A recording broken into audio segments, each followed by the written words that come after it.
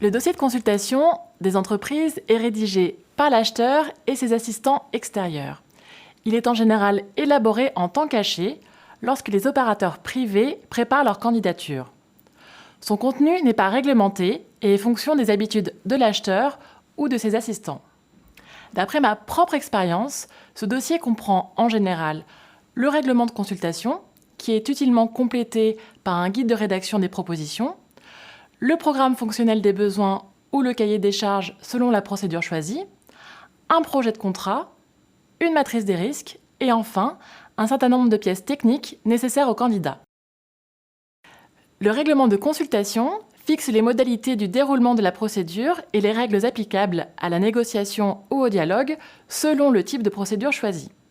Ainsi, le règlement de consultation fixe le nombre de phases du dialogue ou de la négociation. On a pris l'habitude de distinguer, avant la demande de remise d'offre finale, deux phases qui ne sont exigées par aucun texte, mais qui reposent sur la pratique. Une première phase avec remise d'une offre initiale, puis une deuxième phase avec remise d'une offre intermédiaire. Chaque phase peut donner lieu à une ou plusieurs réunions avec chaque candidat. Toutefois, ces trois phases ne sont pas obligatoires et chaque acheteur peut séquencer sa procédure comme il le souhaite sur ce point. Il est préférable que l'acheteur ne s'engage pas dans le règlement de consultation, ni sur le nombre de réunions, ni sur le nombre de phases, ce qui lui laisse une plus grande liberté dans son organisation. Il est toutefois opportun que le règlement de consultation contienne un calendrier prévisionnel et indicatif du déroulement des phases de la procédure. Cela permettra aux opérateurs de s'organiser au mieux de leur côté et de pouvoir mobiliser les ressources dont ils auront besoin en temps et en heure. Les critères d'attribution du contrat peuvent être mentionnés dans l'avis de marché. Cependant, dans la mesure où ils sont intangibles, il peut être plus prudent d'attendre la rédaction du règlement de consultation pour les définir, ce qui laisse plus de temps de réflexion à l'acheteur et lui permet de disposer sur le projet de données qui peut-être n'étaient pas disponibles dès l'origine. Dans ce cas, on précisera dans l'avis de marché qu'ils seront fixés dans le règlement de la consultation. Les critères d'attribution sont pondérés, c'est-à-dire que chaque critère est affecté d'un coefficient chiffré. Si la personne publique démontre qu'une telle pondération est objectivement impossible, ils sont alors hiérarchisés. Dans le cadre des marchés de partenariat, certains critères sont obligatoires. La part d'exécution du contrat que le candidat s'engage à confier à des PME et à des artisans, ainsi que la qualité globale des ouvrages si le partenaire privé est chargé de tout ou partie de la conception. Les candidats doivent être parfaitement informés des modalités selon lesquelles les offres vont être appréciées. L'article 62 du décret du 25 mars 2016 impose en effet que les critères ainsi que les modalités de leur mise en œuvre, c'est-à-dire leur pondération ou leur hiérarchisation, soient indiqués dans les documents de la consultation. Si l'acheteur décide de recourir à l'usage de sous-critères, ceux-ci doivent faire l'objet d'une publicité et d'une pondération. Si, eu égard à leur nature et à l'importance de cette pondération, ils sont susceptibles d'exercer une influence sur la présentation des offres ainsi que sur leur sélection.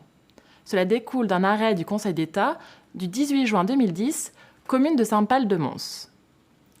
En revanche, à l'inverse des critères et des modalités de mise en œuvre, la méthode d'évaluation des critères peut rester secrète, voir l'arrêt du Conseil d'État du 31 mars 2010, Collectivité territoriale de Corse. Mais il n'est pas toujours évident de distinguer ces deux instruments de jugement des offres, que sont les critères et la méthode de notation, reposant sur différents éléments d'appréciation. Pour plus de détails sur ce point, nous vous renvoyons au support écrit.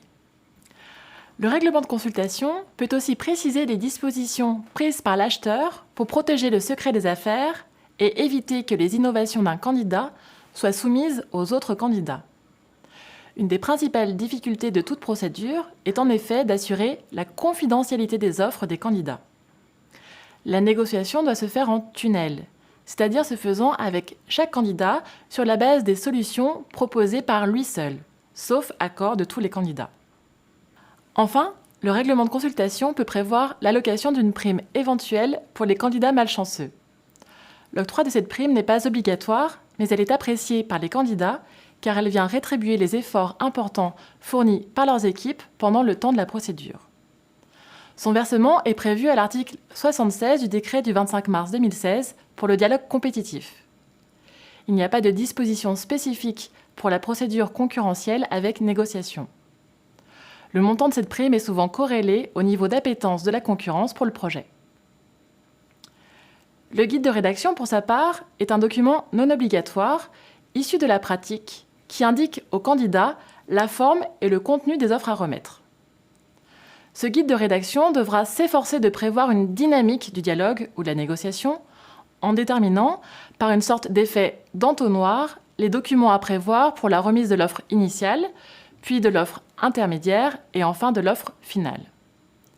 Il est utile et même indispensable de prévoir dès le début les grandes catégories de documents qui seront demandés aux candidats à chaque phase. A priori, il s'agira d'une note de présentation générale, de documents techniques, de documents juridiques et de documents financiers. Pour la partie juridique, il est d'usage de demander au candidat de remettre un document relatif à la structure contractuelle du projet, des informations relatives à la société de projet, notamment le projet de statut et de pacte d'actionnaires, le projet de contrat transmis par l'acheteur avec des propositions de commentaires et de modifications le cas échéant, la matrice des risques complétée, les projets de contrat ou principaux termes et conditions des contrats que le candidat envisage de conclure, le schéma des garanties mises en place par le partenaire et les modèles de ces garanties, et enfin, une note détaillant les assurances que le candidat entend mettre en place. Sur les aspects financiers, il peut être demandé au candidat de remplir des tableaux préalablement établis par l'acheteur et ses assistants extérieurs, de façon à rendre les offres comparables.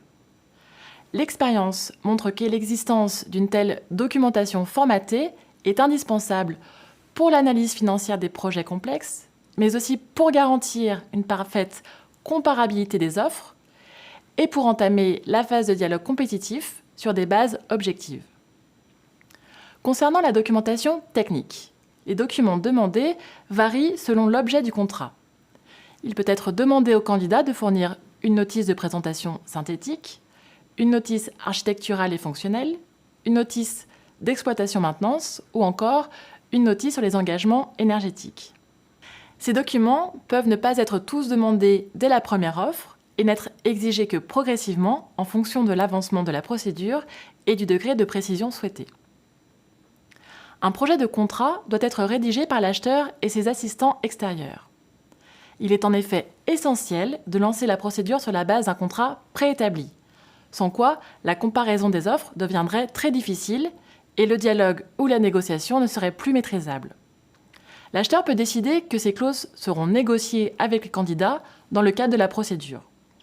Il peut également prévoir que certaines clauses seront intangibles en raison de la sensibilité du risque concerné.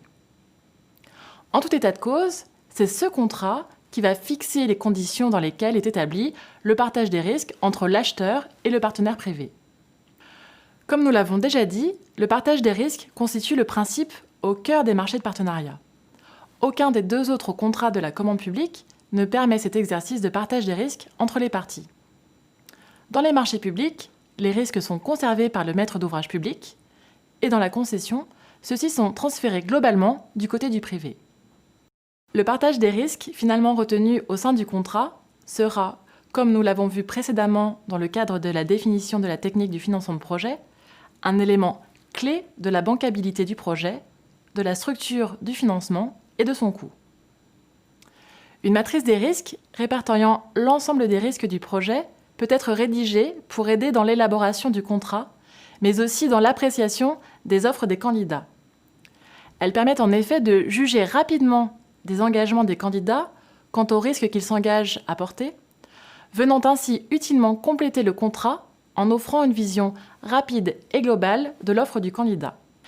Selon la procédure choisie, le document qui contiendra les spécifications techniques du projet va différer. Il s'agira d'un cahier des charges classique pour la procédure concurrentielle avec négociation et d'un programme fonctionnel pour le dialogue compétitif. S'agissant du programme fonctionnel, il ne doit pas, en principe, avoir la précision d'un cahier des charges. En effet, l'objet du dialogue compétitif est d'instaurer un échange entre l'acheteur et les candidats de façon à définir ou à développer une ou plusieurs solutions de nature à répondre aux besoins de l'acheteur. En fait, l'acheteur a su définir ses besoins, mais s'il ne sait pas précisément déterminer les moyens pour y satisfaire. C'est la raison pour laquelle ce temps d'échange est nécessaire avec les candidats. Le document technique ne peut donc pas être trop prescripteur.